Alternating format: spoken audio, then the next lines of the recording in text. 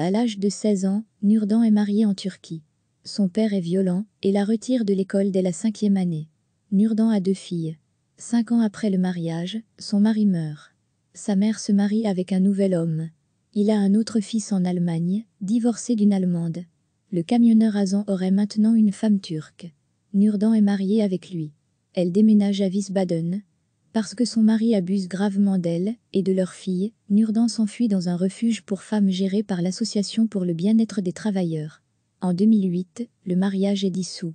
Après 252 jours dans le refuge pour femmes, elle emménage dans son propre appartement avec ses filles. Là, le 30 septembre 2009, les 2 filles trouvent leur mère violée et assassinée de 58 coups de couteau. L'ex-mari de 38 ans se rend à la police, mais il a un alibi. Il s'avère par la suite que l'heure du crime était bien antérieure à celle supposée. Le mari est arrêté. Les 2 filles s'envolent pour la Turquie pour les funérailles de leur mère et ne peuvent pas sortir.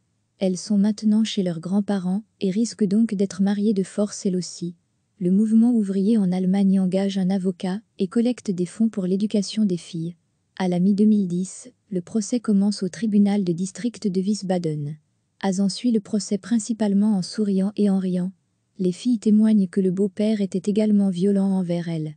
En mars 2011, Azan est condamné à la prison à vie pour viol et meurtre, sans culpabilité particulièrement grave.